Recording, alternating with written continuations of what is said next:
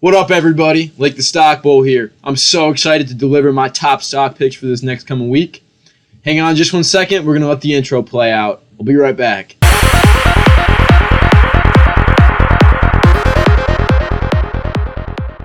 All right, what's going on, everybody? Lake here, and wow, what a week we had last week. Crazy volatility, crazy stocks going up, and crazy stocks going down. Before we get into the picks for this week, we're going to see how we did last week, and that's starting off with Snapchat. Holy smokes, am I proud of Snapchat stock. I called this out last Sunday, and after their earnings on Tuesday, their stock shot up 58% from Thursday to Friday. So if you held on, wow, were you in for a treat? 58% gains in 3 days is unheard of. From a company as well known as Snapchat. I mean, goodness gracious, they absolutely murdered earnings. They're everything that I said in my video last Saturday came true. They killed it in advertising. They killed it in revenue. They killed it in cash flow. Snapchat is absolutely killing it. So I'm so happy for Snapchat stock.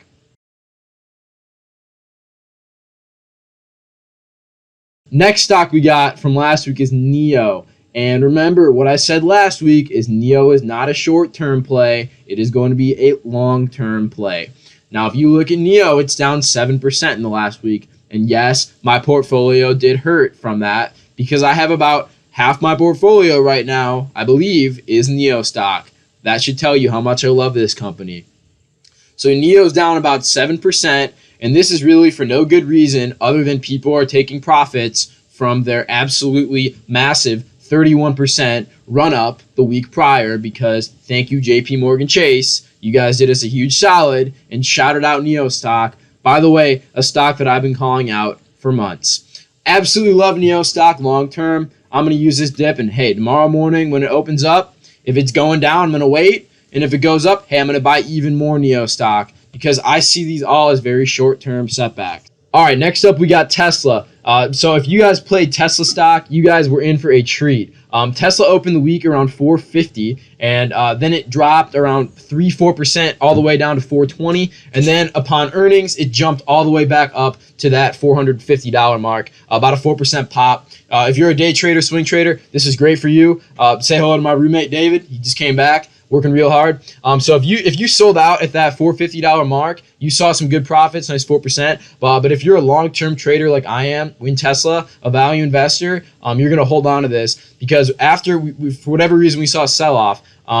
Tesla, they did have some recalls in China. They had to recall about 0.5% of all vehicles in China because of a mishap with bumps. It would offset their navigation system. So they did that. Short term, not good. Long term, we're still just fine for Tesla. And you're going to hear more about Tesla and NIO later in the video.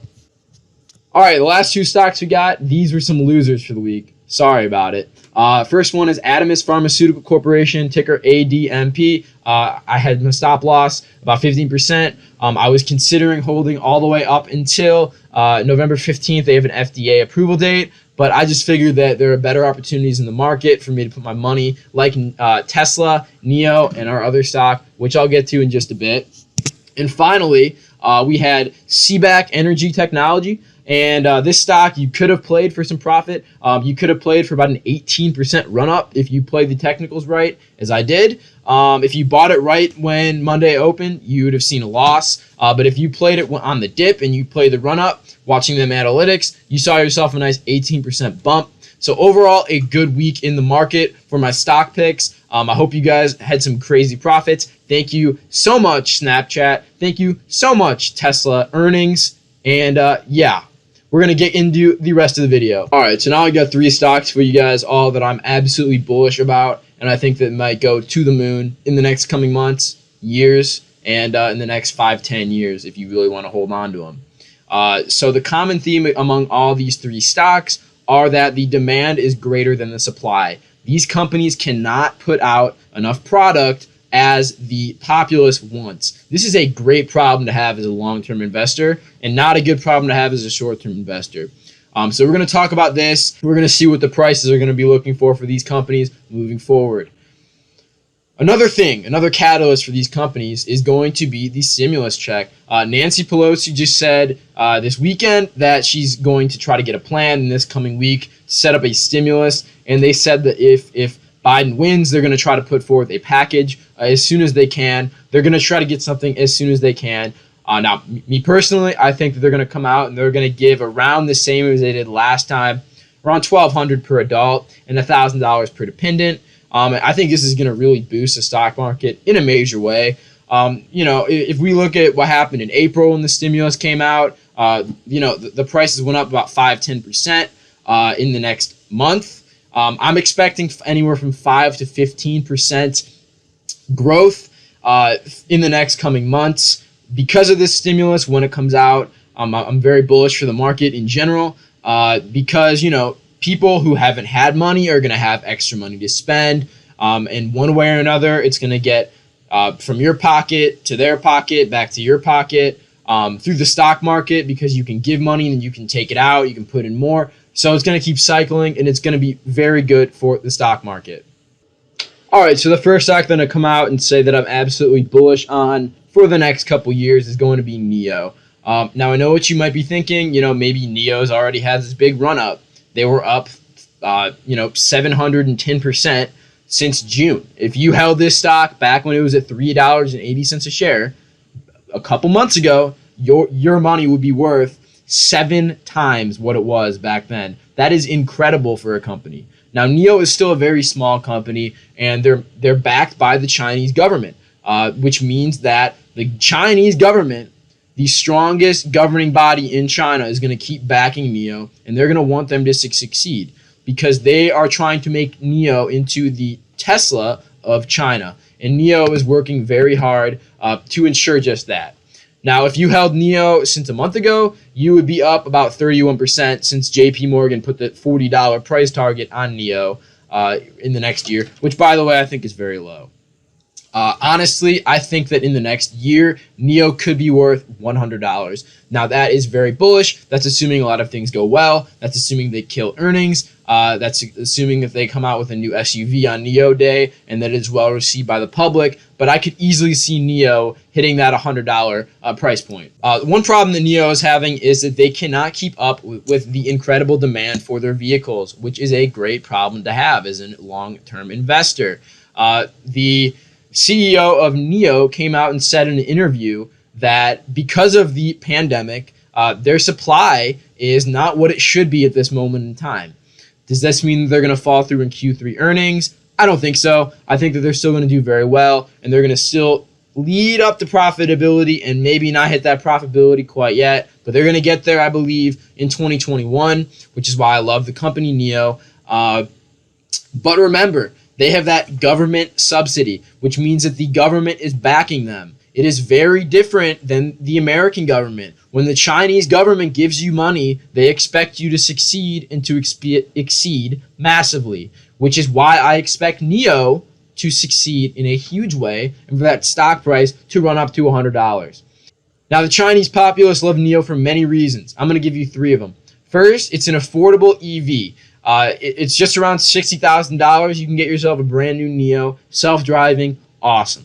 Okay, another reason is that it is lower carbon emissions. For those green, environmentally friendly people out there in China, hey, buy yourself a NIO, lower carbon emissions. And finally, that government subsidy, that huge investment from the Chinese government, really pushing NIO in that right direction, and it's going to push up that stock price even more. All right, so the next stock that I'm going to come out and say that I absolutely love, my favorite stock on the market, my favorite CEO, is going to be Tesla and Elon Musk. Now, in the short term, I'm putting Tesla at a price target of $500, maybe even $550 by the end of the year for Christmas. Now, why I think that is because I think that Elon is going to continue blowing things out of the water. Absolutely, Elon. I have your back 100% of the way. Tesla is an absolutely phenomenal company. And their goal, Elon's goal, since I think like 2010, so for a very long time, Elon's goal has been to make a $25,000 car, an electric car, that is affordable to the masses. Now, I think that if he does this, I could see their market cap going up 5 to 7 times and their share price going up to $3,000. Now, if you're not a math major, that's 6 times your investment. That is absolutely incredible. And I think the time point for this is 5 to 10 years. Now, Elon came out and said that he wanted that $25,000 EV by 2023 at the earliest, which would be very impressive, Elon. I hope you can do that. All of our portfolios would benefit massively from that. But if you can't do that, I think by 2025, and oh my gosh, we're talking 2035, I think all cars will be EV. I think that gasoline-powered cars will be a thing of the past. I think that they're going to be self-driving. They're going to be electric. I really think so.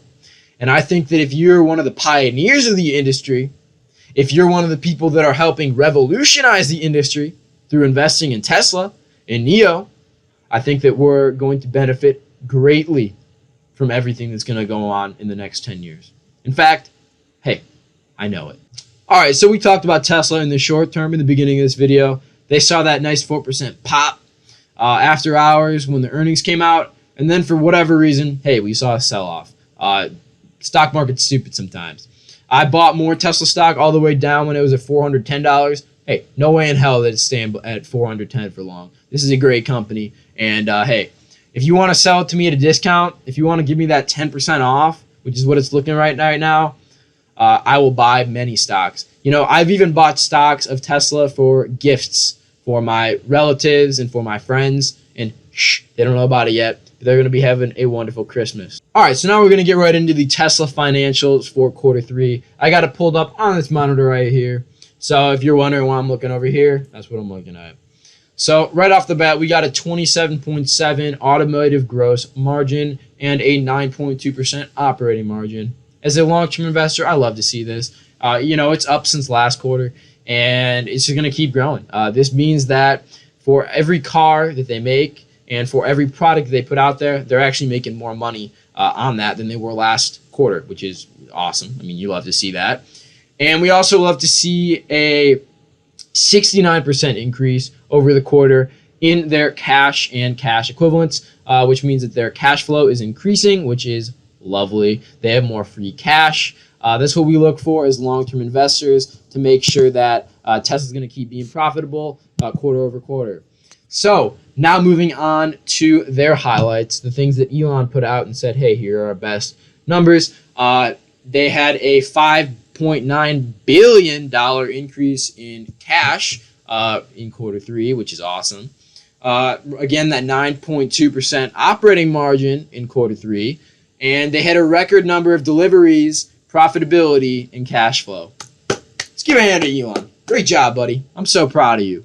And also, quarter 3 of 2020 was their record quarter on many levels. We love to see that, Elon. Keep up the good work. All right, now moving on to the car production. We saw a 76% increase in production of vehicles quarter over quarter. We love that, Elon. We love that, buddy. We saw a 54% increase in total deliveries, which is phenomenal because it's one thing to produce them. Hey, they got to go and deliver them too to their customers. So many people are waiting to buy their Teslas. They're waiting on their deliveries, and Elon bumped it up 54%. Great job, Elon. Also, we see an increase in the supercharger stations and connectors. I'd like to see more of this. I'd like to see more charging stations being built around to keep up with the amount of cars that are out there. This is something to look forward to in the future, is more charging stations, because then it's going to be easier to drive an EV. And if the government steps in and says we're going to build X amount of charging stations nationwide, that'll be even better for Elon and Tesla.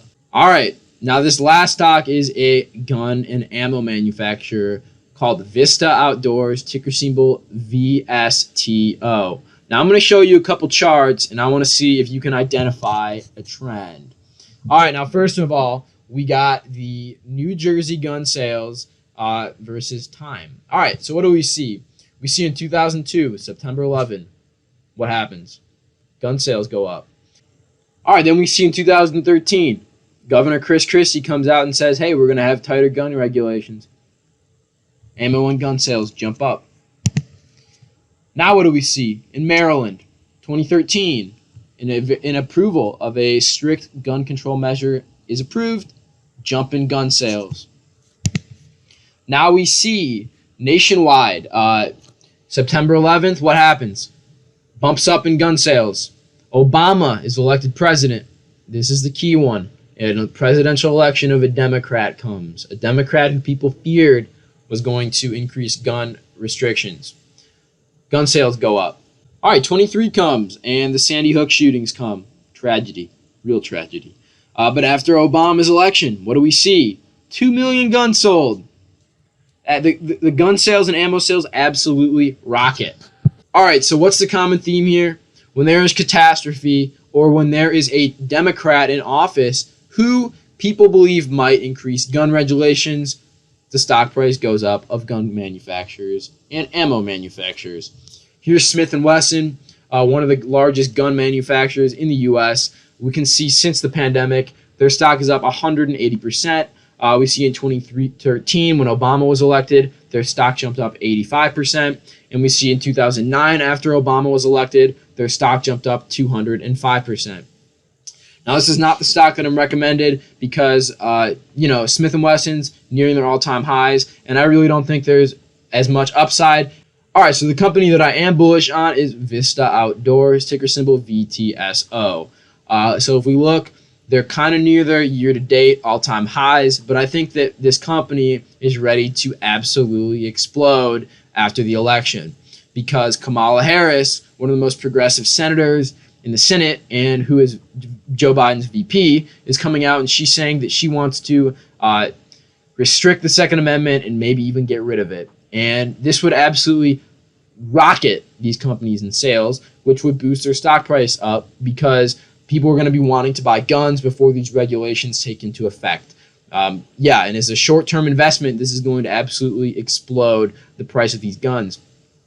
Now, I know, even right now, you cannot go buy a gun. There is a massive wait. My dad was telling me he was trying to get a handgun. He couldn't even get one because there's a several-month wait. You can't buy guns. You can't buy ammo. So the demand is absolutely at highs, all-time highs for weapons right now in the U.S., especially ammo. And if you see on Vista Outdoors, they have earnings coming up.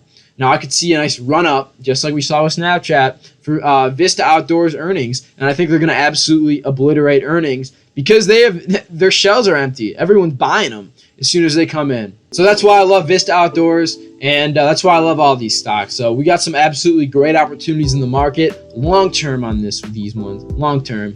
Not so many swing trades right now because of the volatility. I'm sticking away from that. I have about 30% just cash right now. I'm not doing anything hugely risky. So thank you all so much for watching. I appreciate you. Leave a comment down below what you think about these stock picks, what you think about the video, and let me know how you're doing in general. I'd love to hear about it. Have a great day.